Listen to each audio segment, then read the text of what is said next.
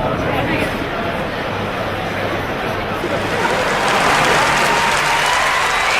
and gentlemen, please welcome to the stage, Moran.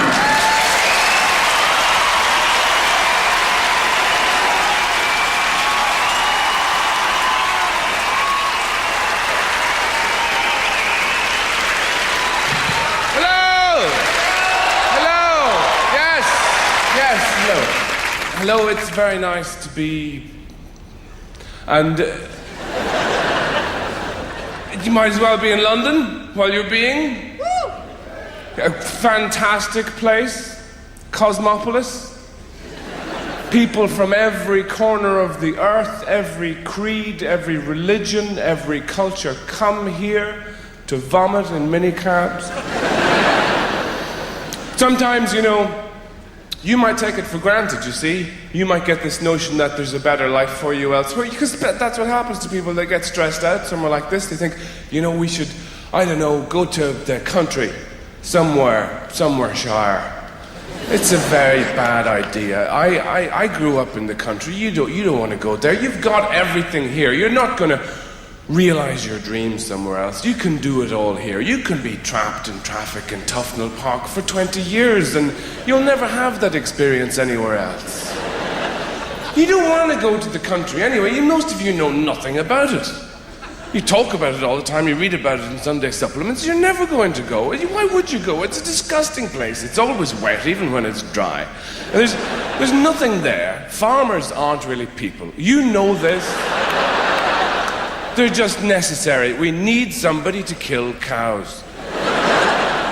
Cows are supposed to be killed, en masse as well. I have a certain, very limited sympathy with vegetarians. You know, I don't mind if you're vegetarian because you had an accident or something years ago. You fell down some steps and now you can't chew properly. I don't mind that. But, well, I'm vegetarian on principle stuff is wrong. You're supposed to eat the cows. They're big, lumbering, stupid things. They'd be everywhere if we didn't eat them. In the library and everything. Nobody actually wanted them originally, you know? They were just mid-conversation. They kept getting bumped into by these cretins going, I couldn't take it anymore. Give me a fucking fork. I'm going to deal with this. What people really want are squirrels, but they're too quick.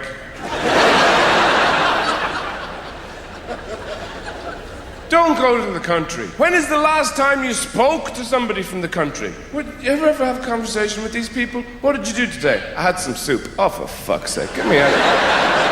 Please, give me a cappuccino before I pass out. I need a mugger. I need a healthy injection of cynicism right now. And of course these people are friendly. Of course they are. They talk to you. They haven't spoken to a real person in years. And they bring you into the house and they dry all your clothes even though you're not been in the rain or anything and offer you the local thing. You must try the local stuff. Don't eat it. You know why it's local? It's shit. That's why it's local. You eat it, you'll turn into one of them. You go red, you start spouting bigotry and eating tweed with lamb fat dribbling down your chin. Don't go near any of that stuff.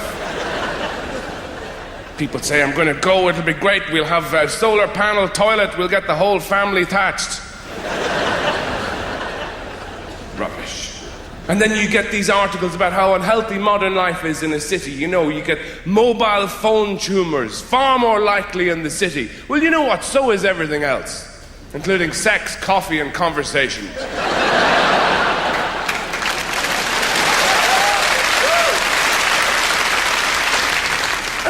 The conversations are totally different as well there. You're sophisticated people. You meet up every 9 months to have a coffee with somebody and bitch about your best friend who's not there.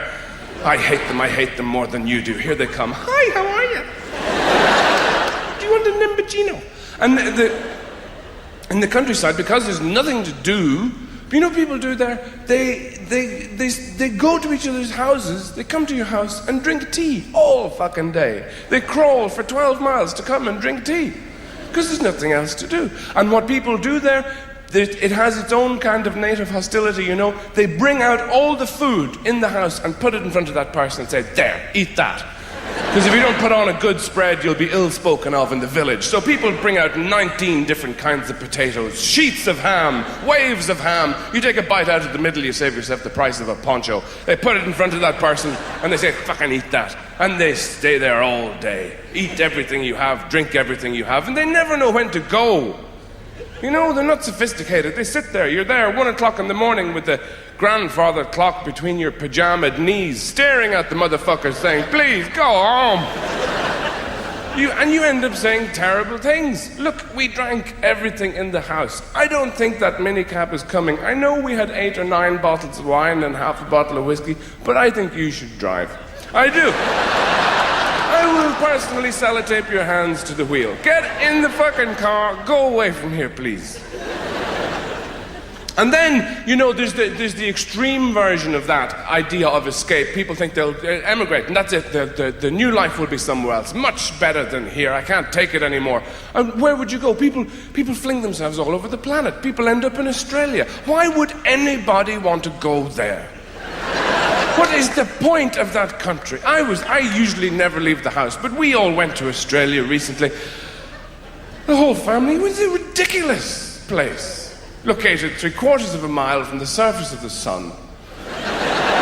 People audibly crackling as they walk past you on the street. That's why they all barbecue. You don't need to cook somewhere like that. You just bring the shit out, fling it on a grill, and it bursts into flames. It's not supposed to be inhabited, and when they're not doing that, frying themselves outside, they all fling themselves into the sea, which is inhabited almost exclusively by things designed to kill you. Sharks, jellyfish, swimming knives, they're all in there.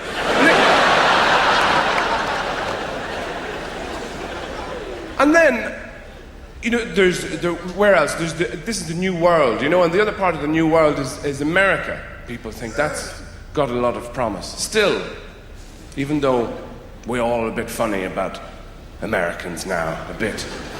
I think the reason that happened, all that bad feeling about America, is apart from everything that they've done. It's because American stupid people sound stupider than every other kind of stupid person. Some people are just thick, but you put up with them. But Americans are annoying when they're thick, because they say, well, you know, if they're talking about one of those terrible incidents that happen every other day in America, they say, well, you know, I was there, and the guy came in, and he had, like, a gun, you know, and he was, like, shooting, and everybody else was totally dead. And you just, it sounds a little divorced from reality somehow.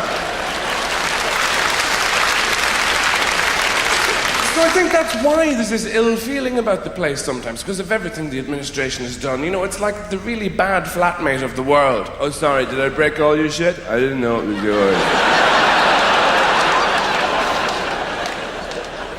Yeah, I'll replace it sometime. With my stuff. And because it's the only remaining empire. Of course, you had an empire once. Britain had a great empire. And impressively commandeered and sequestered from the rest of the world. With great style. You just marched in and said, you and you, fuck off, we're having tiffin. And everybody sort of went, oh, right, I'm going to be off now, that's fine. And it took centuries for people to go, hang on a minute, we live here. The American style is totally different, far more insidious. This empire is run on a totally different basis. What America does is it has a nosy in some place, some war-torn, fucked-up place, and that looks for oil or chocolate or whatever it wants. And all the indigenous people obviously get pissed off, and they begin to meet. They begin to foment. They ring each other up and say, you, Habuwa, let's meet and foment at 6 o'clock. In the local bombed-out cafe, they gather round and they say, what are we I'm doing a pan-global accent, okay? It saves time, because America gets around a lot of places. And this represents poverty. Hey, listen. Hi. Haguga, listen. What are we going to do about the fucking imperialistic Yankee big dog, huh? What are we going to do? They come in here, they look around, they take our stuff. What are we going to... I'm talking to you. Put down the beans. Listen, what are we going to do? It's kind of Al Pacino from China via Brooklyn. But and then what America does, while these people are talking, it very, very gradually builds a Starbucks around them. And then they all become addicted to latte and they lose the will to rebel. And then they turn into Americans.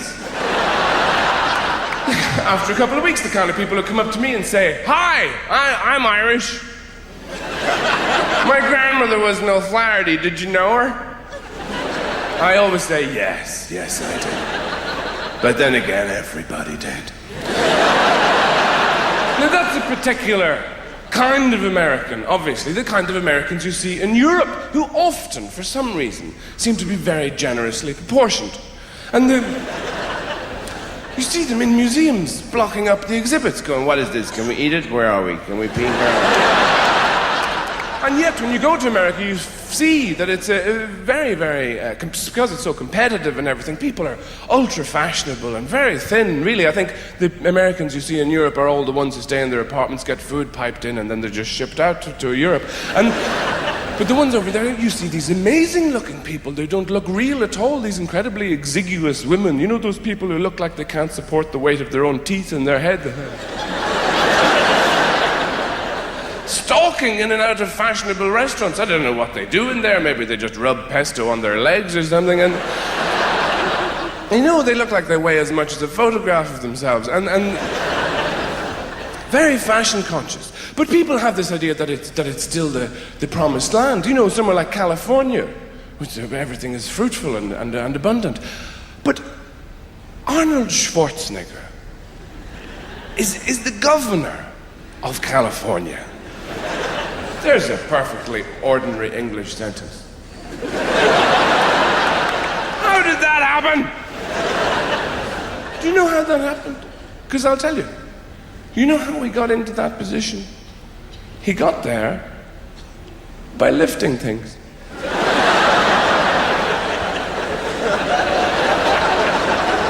Now you and me, we avoid lifting things. It's unpleasant. Especially heavy things.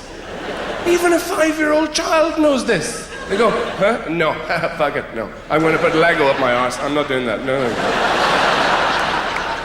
He took a different approach. He lifted the heavy, and you know, you lift something when you have to. Piano falls on Granny. You lift the piano. Because Granny has mixed feelings about the whole situation. Sunday lunch continues.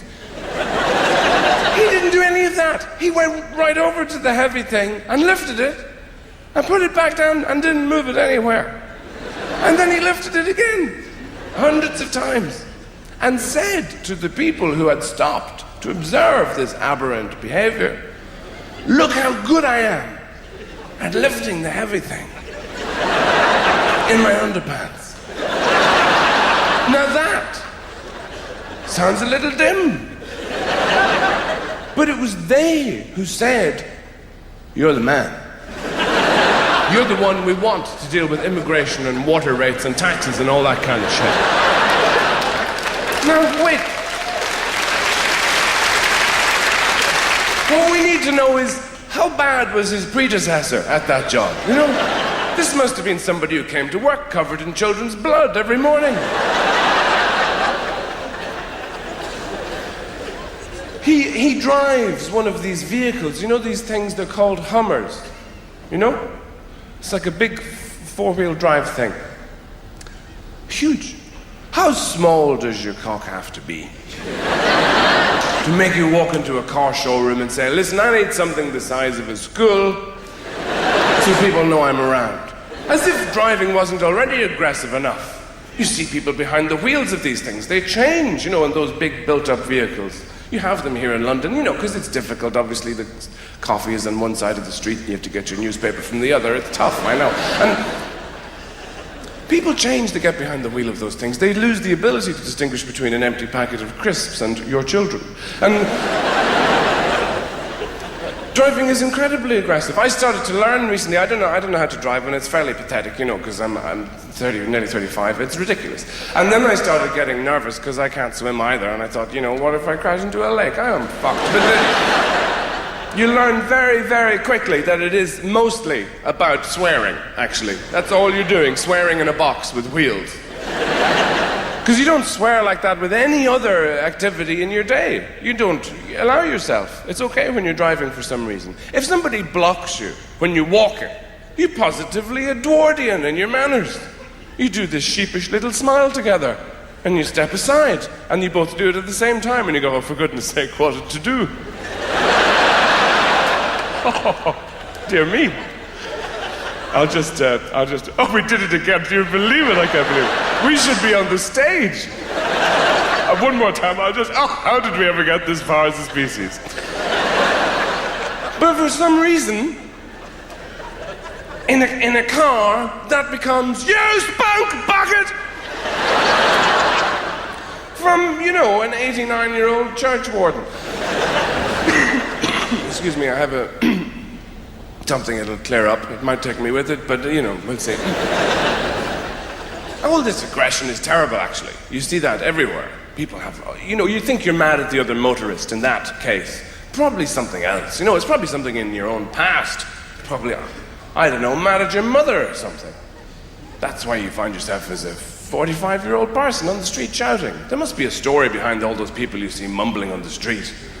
Having those intense conversations that look really, really significant, except nobody else is there.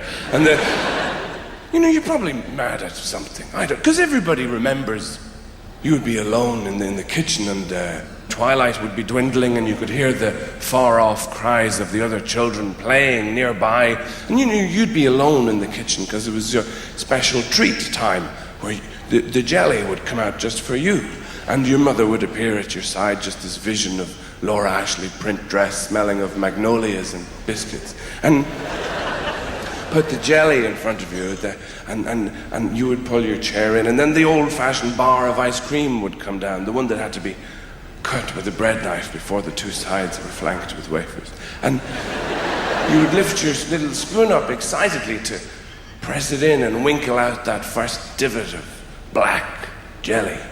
And then the cage would come down.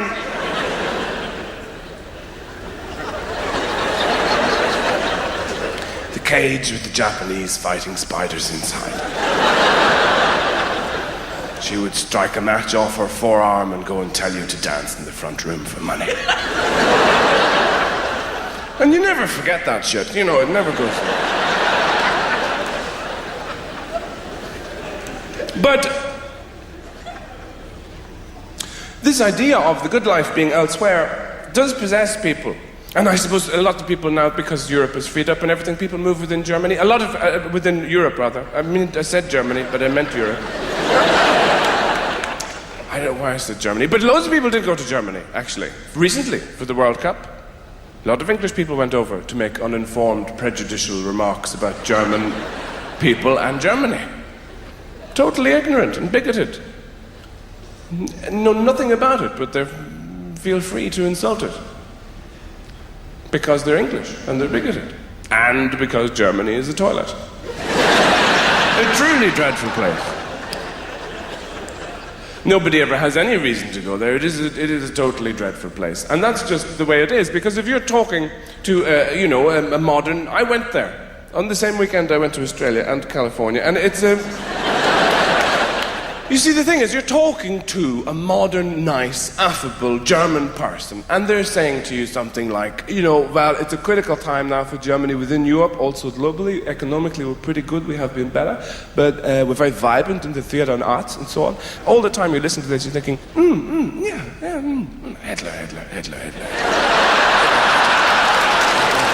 There's a Hitler when you did the Hitler thing with Hitler. And Hitler came out and Hitler. And the people look like pork. You can't get away from that. They do. They look like pork scratchings on a towel. And you can't eat the food because you would have to complain about it, and that would mean speaking German. It's a disgusting language. Nobody should ever speak it. Even Hitler was vegetarian. That's how bad the food is. And you couldn't speak German because it's a horrible sound. It sounds like typewriters eating tinfoil being kicked down the stairs. And somebody is talking to you in German, they're saying, and you think, what is happening to you from behind? How can we make it stop? Please go away. Now that's not prejudice, that's just observation. And the thing is, English people are very bigoted, though, I find. I say that as a neutral Irish person. You know, Ireland wasn't involved in the war at all. Ireland's reaction in the war was to go, what? There's a what on? Sorry, what? I'm not dressed. What is it? What? You want a what? You need to, what? What is it? A war? Oh, it's all over. Is it? Oh, we'll go. Yeah, what do you want? And not very useful.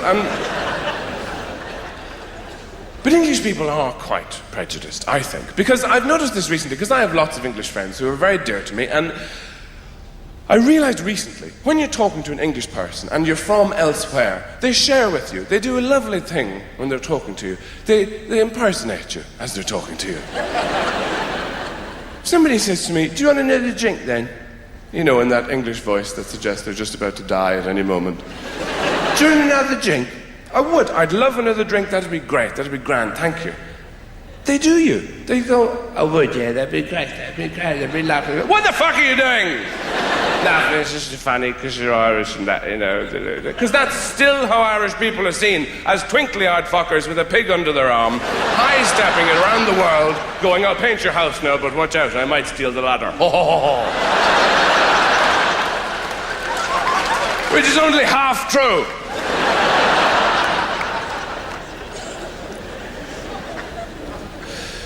The thing is, though, that Irish people are just far more emotional. We include emotion in our culture. You're talking to an English person, you don't know if they've recently died or just got married. Because of that English smile. Hello, hello. Looks like you have a rotten oyster under your tongue. Hello, good morning, don't touch me, stay away. How are you? Hello. And either that, or when emotion does appear, it's violent. They come and play football with you and rip the shit out of the stadium and eat the chairs.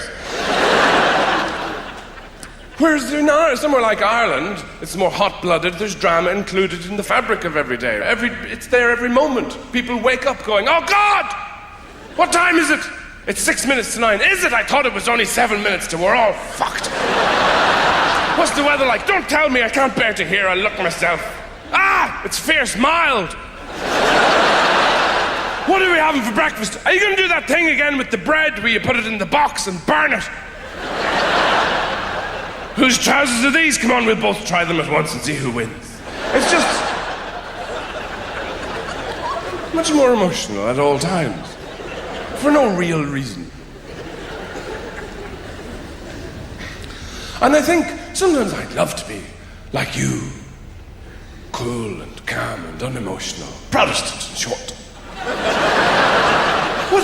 It's a fantastic religion. It makes absolutely no demands upon you at all, which is why it's not a great religion. All great religions are built on shame. You don't have any of that if you're Protestant. You go to the church, you sing a few hymns, have a cup of tea, everybody goes home and has a wank. You see,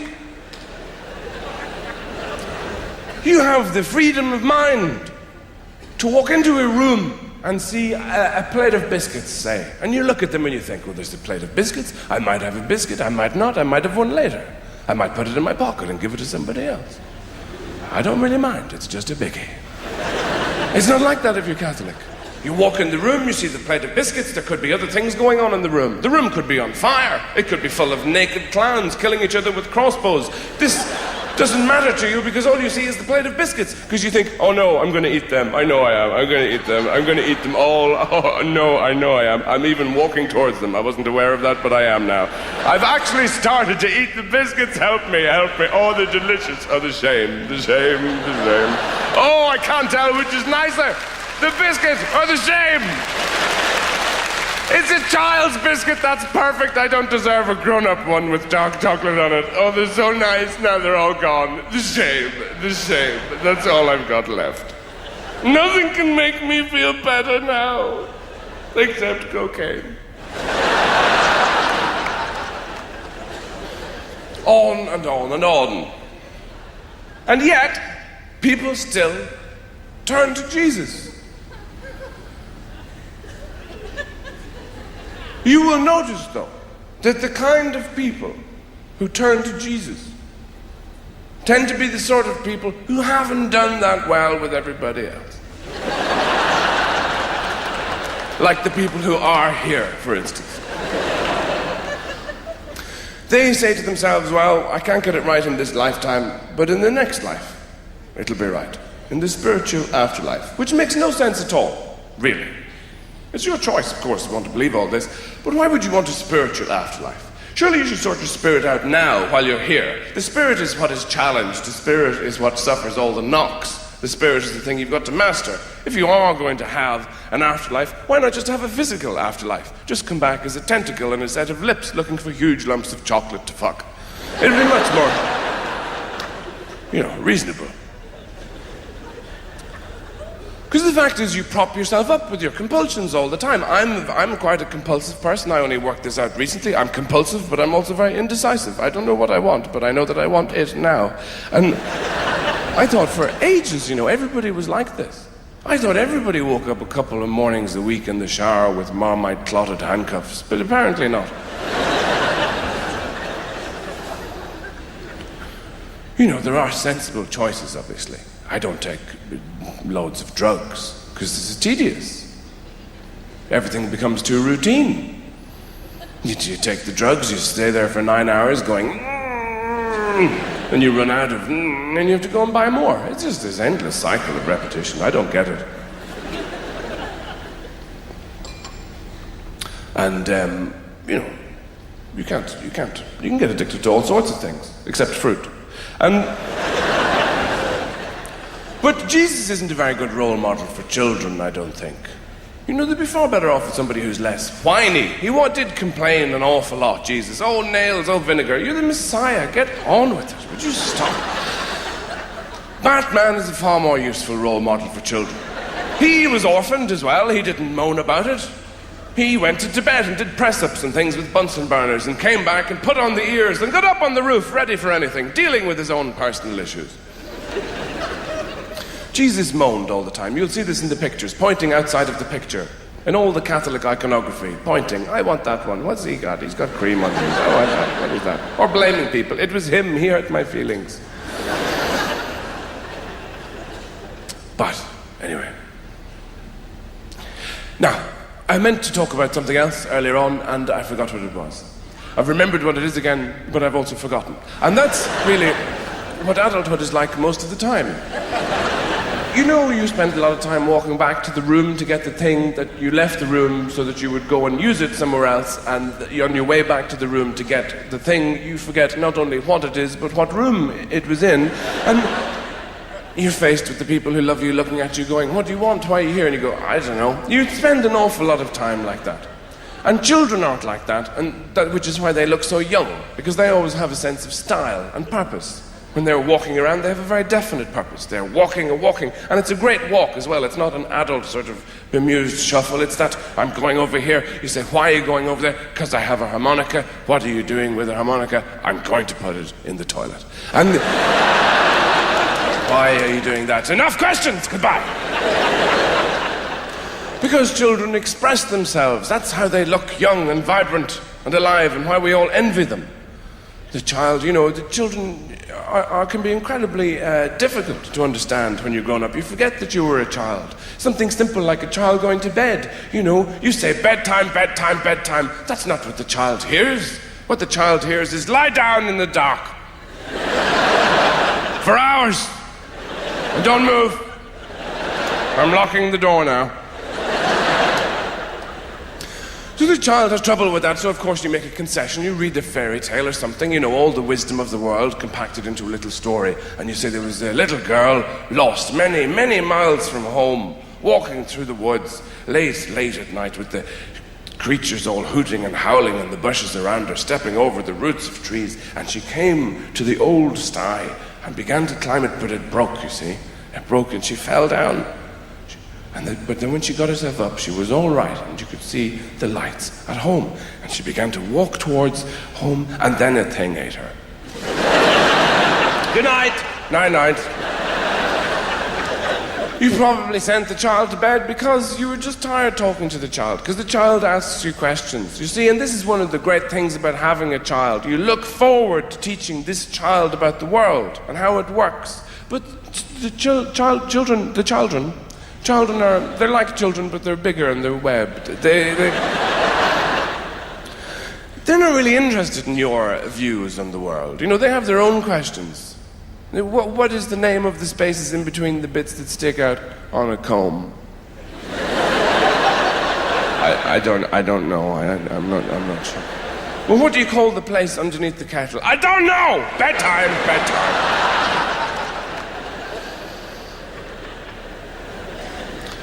I mean, it's difficult. Children sleep in your bed. This is part of having children. It's very important for a child's development to sleep in the grown-up's bed because their bones are growing in particular directions. You see, what happens is children are actually very sophisticated. They sleep in your bed for a reason. The child is born, it takes a look around, it thinks, well, this isn't quite what I'd hoped for. These people are idiots. I wouldn't have painted the house like this at all. But I've got to make the best of it.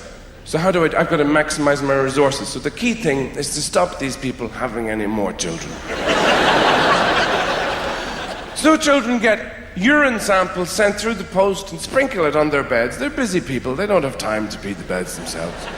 And then they crawl into your bed. And because their bones are growing and everything, they can only sleep in certain positions, obviously. The crucifix and the swastika tend to be the most popular. Sometimes a combination of the two.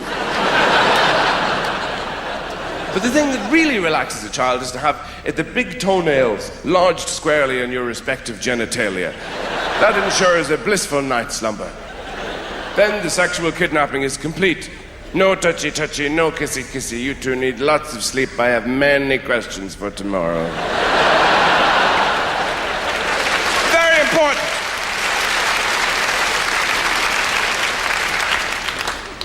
But you lose so much of that natural, human panache that children have. You know, you tell the child to go to bed and it puts that against what it wants to do and synthesizes and says, I hate you.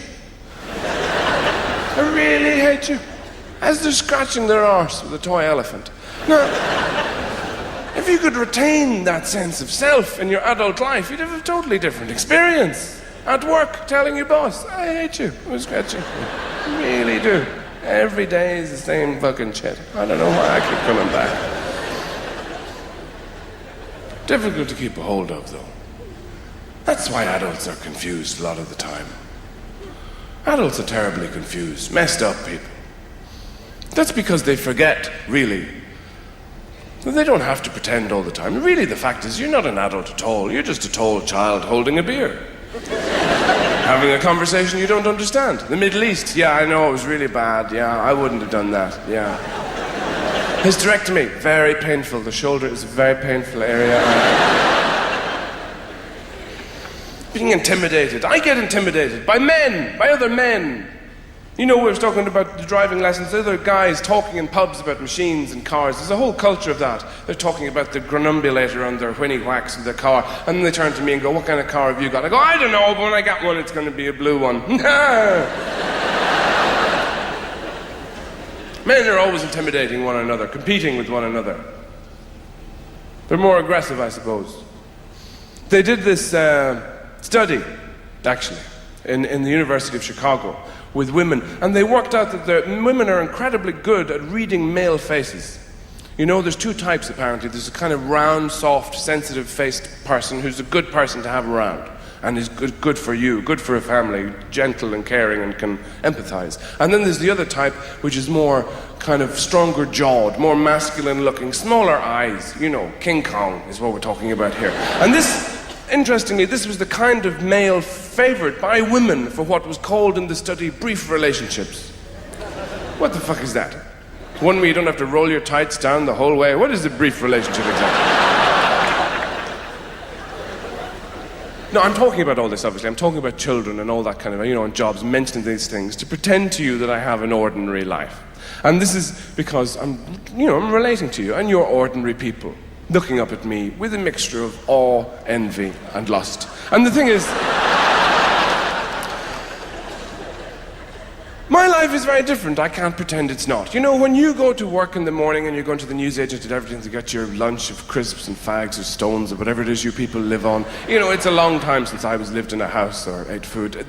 You see all these magazines, because of the times we live in now, the culture, you know, this celebrity stuff, this wall of dreams behind you with, you know, Brad and Angelina and me and everybody else up there looking down on you, making you feel even more ordinary. But what you forget is that we all want to be you. We all want to have, you know, 2.3 children and live in a house where nobody speaks to one another and work in a building society or something. We lie awake at night, tossing and turning, masturbating with both hands, with boutique chocolates falling out of our mouths, wishing we could be you, living somewhere like Willesden. And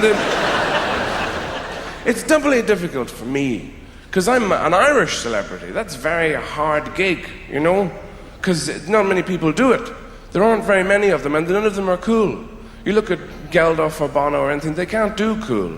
You put, you know, Bowie or Lou Reed on the cover of Time magazine, of course they look cool, because they can do all that stuff, all those looks. You know, the ones that say, I don't even know you're there, but if I did, I'd ignore you. I'm having people flown in from other galaxies just to come and scratch me. You can't do that if you're Irish, because you have the face, you know, and an Irish face always looks like it's been told two very important pieces of information at the same time. At one shoulder, somebody's just run up and said, you've just won 100 million thousand pounds and loads of stuff. And at the other shoulder, somebody's just whispered in their ear, but you only have 3 minutes to live. That's why everybody looks like this.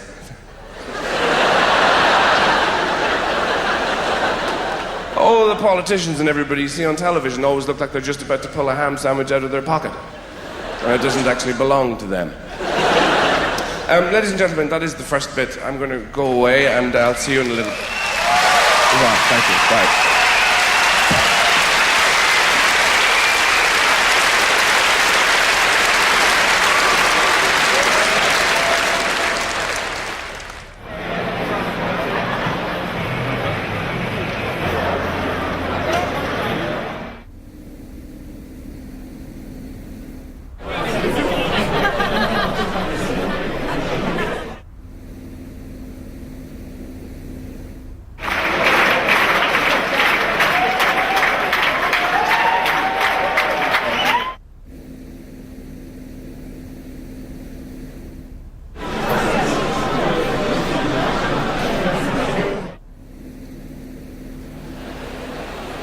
Ladies and gentlemen, please, welcome back to the stage, Bill Moran.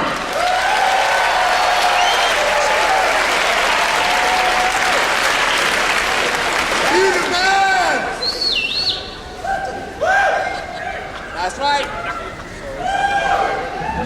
Thank you for sharing. Now... What's that? I appreciate everything you've done. I loved your early work. I think it's only getting better. So I was talking about something, and then I stopped.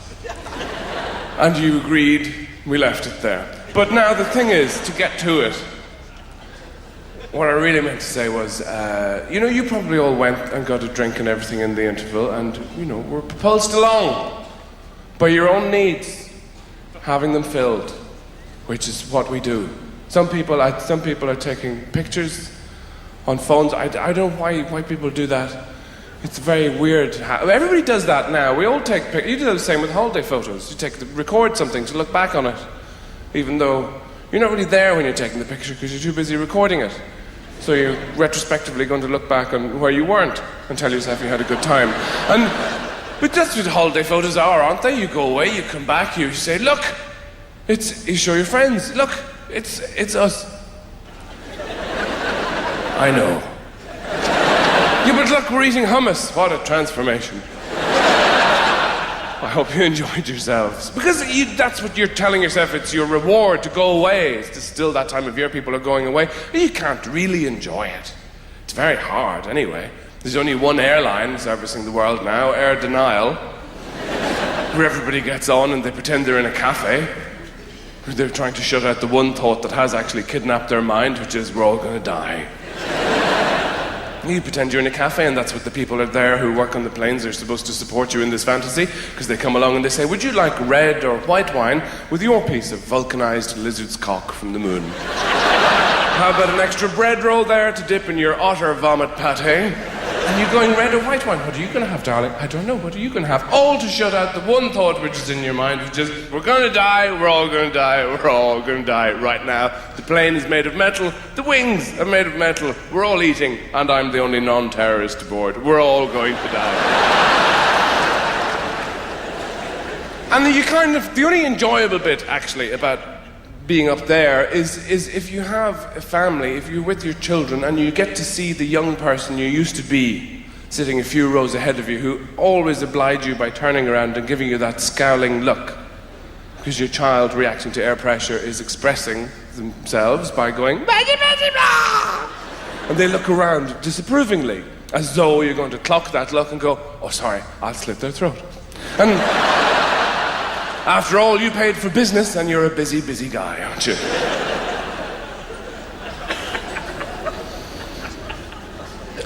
You kind of prop yourself up with all those things, you know, holidays and stuff, especially in this part of the world. When people get depressed here, they don't really handle it very well. In other cultures, they do something useful. You know, they have a rain dance or they throw stones at one another or something. But here, when people get pissed off, they go, I can't carry on, I don't understand my life anymore, I don't know what I'm doing, I can't fucking handle it, I can't deal with anything, including these cornflakes, I just don't know what's going on.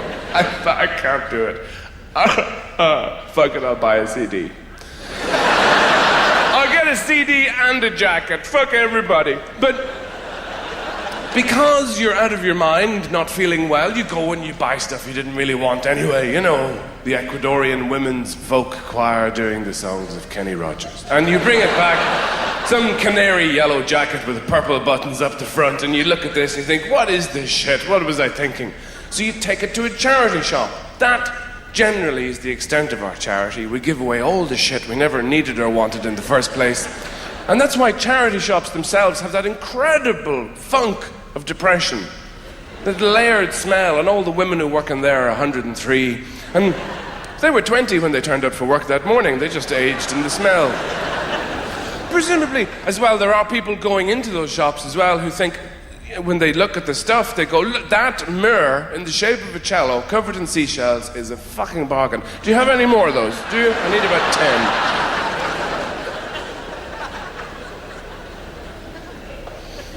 So, what takes you out of that? What will get you away from all that? All the interiority you don't need. But children are very good, actually, for that. Teaching you about the world. Peeing on you. It's hard to feel sorry for yourself and your past if you wake up with somebody sitting on your face saying, I'm hungry.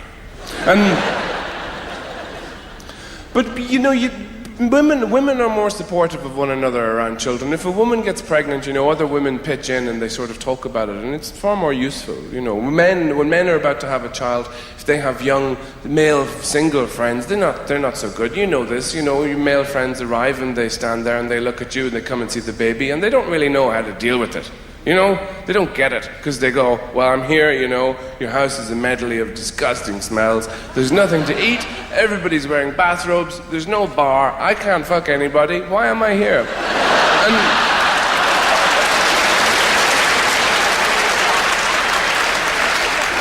And women tend to be more mature.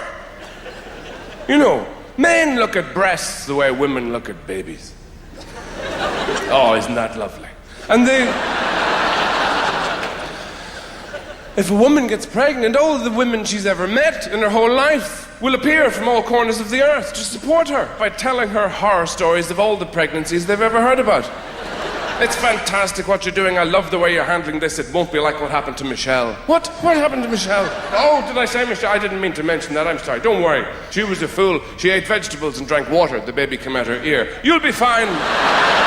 You'll be absolutely fine. Nothing will happen to you. She can't sit down now. Nobody in the family talks to one another. You'll be fine. Don't worry about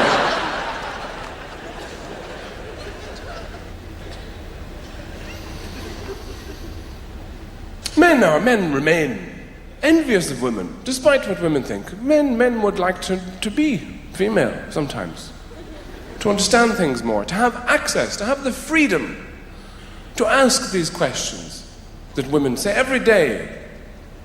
Why did you put the wet towel on the bathroom floor? Well, you left it there. Why did you do that?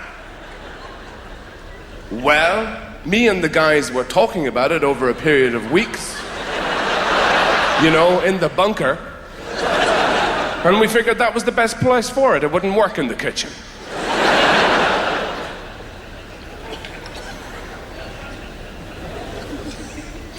The questions that everybody asks now are the questions that everybody has always asked about each other. You know, you still hear all this stuff, what do women want? As though it's really mysterious, as though it's a big deal. All a woman wants is what anybody wants. You know, friendship and companionship and respect and a certain amount of leadership with submission and a kind of cooperation at all times and a preemptive empathy and, you know, general telepathy. It's no big deal, is it? And then when the same questions are asked of men, what is it that men want? You're always told that it's really very simple. You know, it's something like lingerie. Now, historically, there hasn't been a big demand for male lingerie from women because there's a limited amount you can do with male genitalia. There's a limited amount you can do with anything that looks like it's hanging out of the side of a shark's mouth. And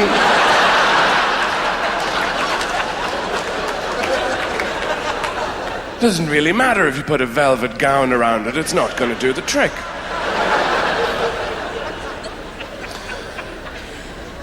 We're told that this is what men want, lingerie, you know, for women to look like cakes.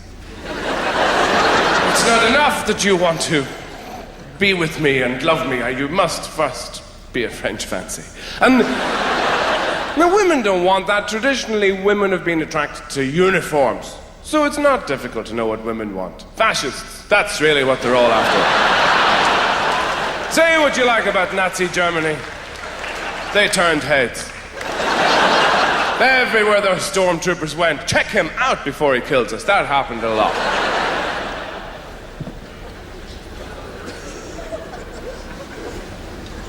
But sometimes I think it passes through the mind of heterosexual people that it might be easier to be gay.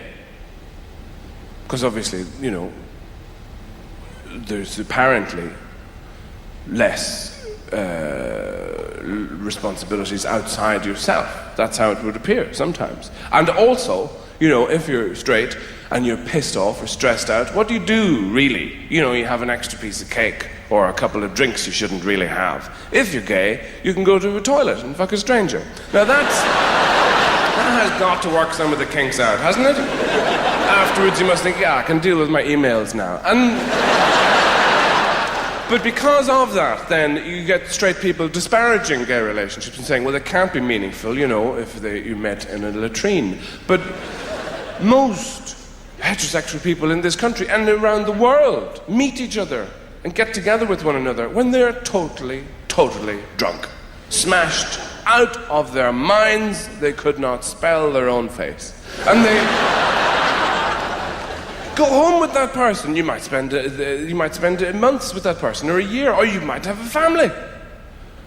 This is what happens. This is how you meet. But you wouldn't buy a toaster when you're drunk.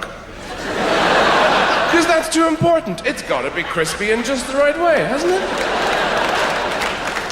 I think that's why you see couples sitting with their new babies outside cafes and so on, drinking tea, looking at one another, looking to the pram, looking into the middle distance and back to one another, because they're thinking, oh, what the fuck happened?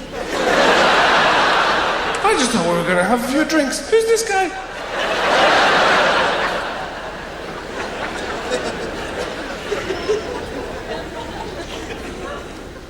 And love is incredibly mysterious, as you know. And it's still the thing that troubles most people for a lot of their lives until they work it out, and which you may do eventually. You hear the conversations in the restaurants, the lovers speaking to one another, and it never really changes. People compete with one another as they're telling each other that they love each other. I love you. I love you. Yeah, but I really love you. I mean, I love you. I love pencils you have sucked and thrown away 20 years ago. I love your eyebrows and your ancestry and everything about you. Just eat your food and let me love you. Don't speak. And they don't know, of course, at the time that dialogue is just from a very bad science fiction film written by nature. Really what they're saying to one another is, the race must continue. The race must continue. My vidudium is pointing at your threnungulator. The race must continue. And if they don't handle it properly, see them 40 years later, the same people in the same restaurant, if you have the time. You go there and you see them and they communicate in a different way now, in middle age. In some cultures it's called silence. Unless I'm missing something and they're saying a lot with the fork hitting the plate. And if their eyes do meet this time, it's not intimacy, it's embarrassment. The man makes that noise as he chomps his chop. In his throat, a kind of horrible sound, this sounds like a Balkan curse. And the woman has her own noise of disquiet there. And she's spearing her salad, like it sounds like a dove having a dump. And then they go home to the bed they've sheared. When you shear a bed, it's a difficult process. When you go home, you had a couple of drinks and the bed's all woolly, and you have to get the clippers out. Here we go again. Don't move.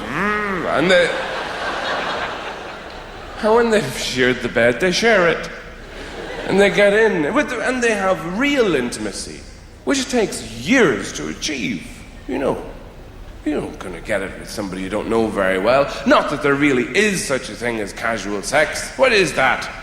What is that supposed to be? It's never really casual. You always have to turn up. And it's never casual unless you're both wearing Sherlock Holmes hats or something and you're covered in crisps. One of you's eating an omelette, the other one's doing a crossword. Then it's kind of casual. I'm talking about real intimacy, where people don't mess around with all that manipulating the phrase, I love you. People, you get this all the time. I love you, I love you, I love you, I love you. Bake me a cake or go away. Children can master those 3 words. What do you want for breakfast, darling? I want sugar, fried in honey. No, you're having fruit, bread, wholesome things like that. I love you, Daddy. I love you too. Sugar, you say. I'll be right back. It's just hard to like certain foods. Look at this. I'm trying to addict myself to it. It doesn't work for me. Fruit. It's just God showing off. Look at all the colors I know. Horrible stuff. When somebody comes to your house for dinner or the weekend or something, and they don't bring a bottle of wine or some chocolates or biscuits or something, you bitch about that person when they leave. You say, mean motherfucker, didn't bring anything. You never hear anybody say they didn't bring any fruit. Not a single melon. We had them for 3 weeks. I didn't see a grape. Nobody likes it. That's why they put mirrors around it in supermarkets. You catch sight of yourself and you think, fuck it, I'm dying, I better eat some of this. They don't do that with the eclairs, do they? Terrible. You have one. Confirm that it's awful. It's got stones and things in it. What's the point? What was I saying? I had no idea what I was saying. What was I saying? It doesn't matter.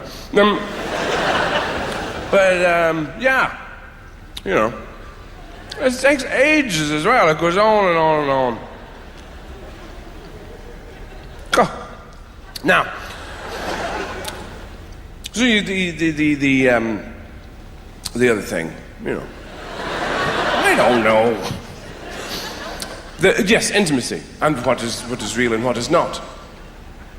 And I suppose, the conditions have to be right, of course, for love to happen. It is much more difficult to be female. I grant you that, because the body is more complicated. If you're born a woman, all these things happen to you. You're a baby, then a child, then a girl, then a girl, woman, and all these things are going on. It's this constant opera where the masks keep falling to the floor throughout your life. Who am I? I don't know. Watch out, I'm fucking nuts. And then, if you're male, you're born, you have a finger up your nose and the other hand on your dick, and you get taller. And that is really it.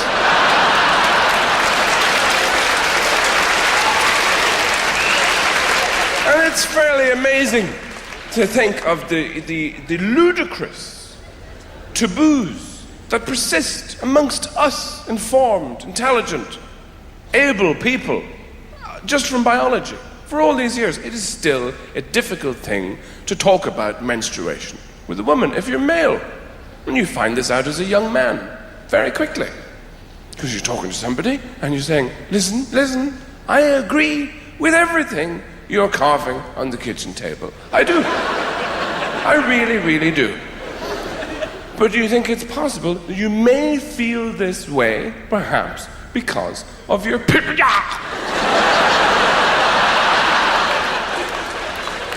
That first high kick to the thorax generally does the trick. If you address the subject at all thereafter, it's always in the most feeble way. You go, yes, I know. Yes. Have you seen the moon? You don't.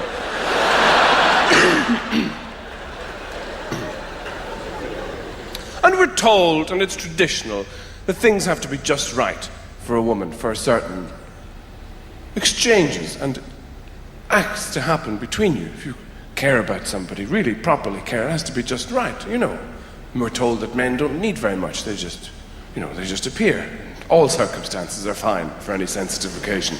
Whereas with women, things have to be right. People are saying, I love you all the time to reassure one another. I love you, I love you, I love you. In bed, as they're making love, I love you, I love you. Why have you got ham in your bed? This is what women say. Why? I don't know. It's there. Are you hungry? Are you hungry? You're not hungry? You might be hungry later. I don't know, but it's there. I'm prepared. And what is the noise? There's noise downstairs. It's nothing. It's my flatmate. Forget it. He won't hear anything. I'll tell him everything later. Anyway, don't worry about it. No, we must have music. All right. Christ, I love you. I love you. Now, there. Not Wagner. I feel like I'm being invaded. Oh, God, what's the point? You're just lying there anyway. You've taken all the lingerie up. This is too easy. Can't you hide under the bed and send up a flare or something? This has to be a game for me. All these games. All the fear. Very difficult to tell some people you love them, of course. Very difficult to tell your father you love him. If you're a man. I love your dad. Oh, yeah. Oh, yeah. You okay for money? I'm very good for money. I just want to tell you that I love you. Oh, yeah. I'll tell your mother. It's a difficult thing. So these people talking in the restaurant, maybe about what they don't really understand, we'll find out later with everything that happens to them. And when they go to bed at night, years and years later, they do achieve a kind of real intimacy, where you have to know somebody very well to be able to say, I hate the way you breathe. Why do you breathe like that? It sounds like it's coming through your fucking forehead. I haven't slept in 35 years. Do you have any idea how fat you actually are? Do you have any fucking idea? No, you don't, do you? Because your little face is an island trapped in a sea of flab.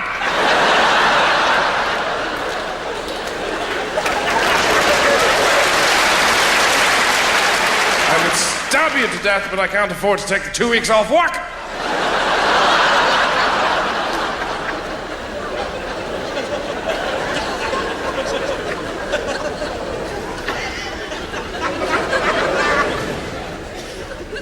Nothing that can't be sorted out by a nice cup of tea.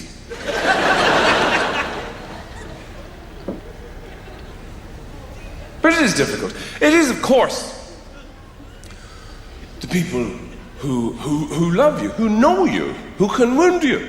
That is the terrible vulnerability. These people know how you work.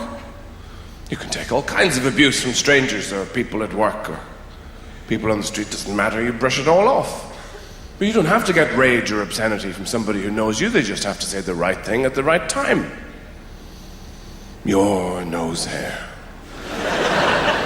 which is grey. is in my eye.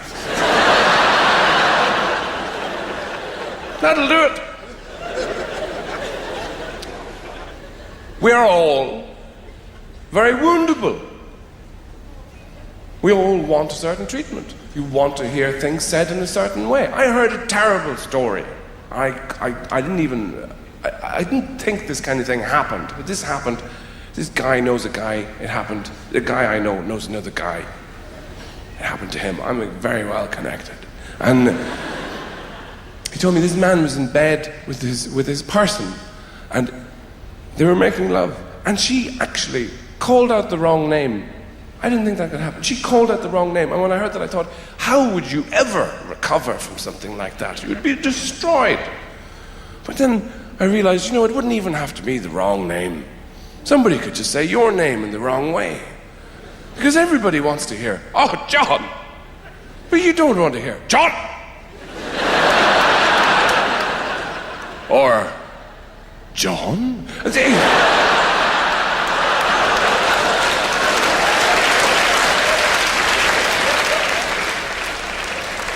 Not the very worst. Patronizing, comforting one. Oh, John, you do. These things can change a life.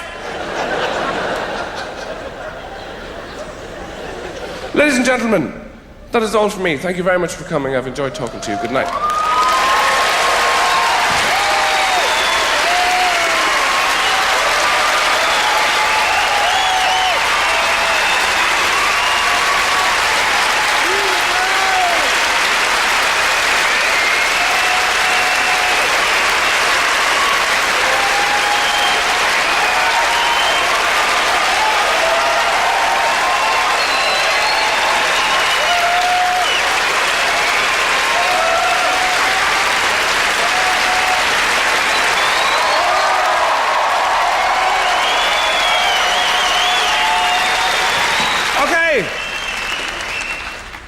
Quickly, because you've got to go.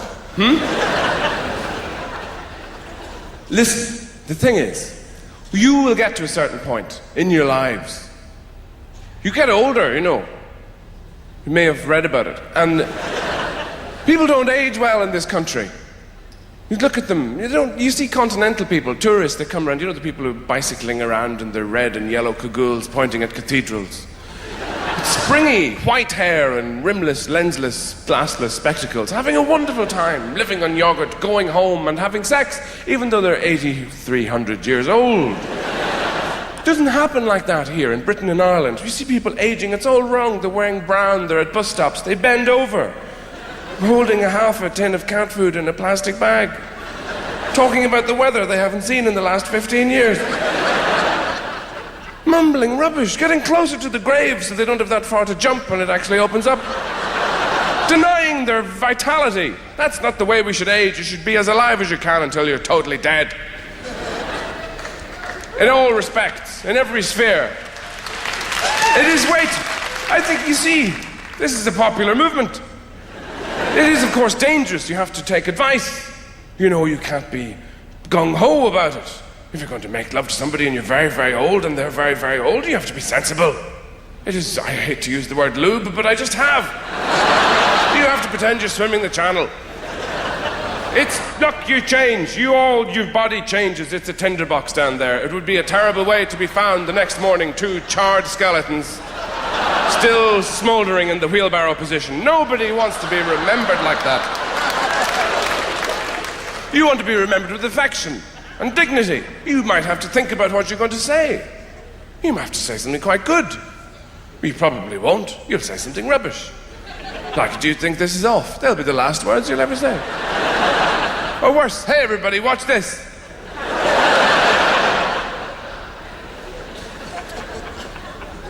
But before you do, it's great if you can meet the other person you're supposed to share this mystery with. And when that happens, I think. People know when it happens to them. Because you often meet that person at a particular time in your life, sometimes when you're young and poor. When you're living in a room, but you both live in rooms where you have all your shit because you're poor. And it's lit by candlelight. And you climb the stairs to that person's room, they've been to yours, now you're going to theirs. It's serious. And You're standing opposite that person, and there is a moment where you realize you're not looking at an expression of fleeting lust or some sort of passing of the time, in the surrounding befuddlement, where you're actually, you know each other, you want to be together, and you realize it, and it's an amazing moment when the other person's actually taking their clothes off in front of you, smiling from the very middle of themselves at you, saying, I want to be with you. And you looking at them with their bare shoulders all shimmering in this roseate candlelight. And you realize this is the person for you. And then the cage comes down! And your mother jumps from the wardrobe with a cigarillo pointing out of the corner of her mouth. And you kill her with a trowel. Ladies and gentlemen, thank you for coming. Good night.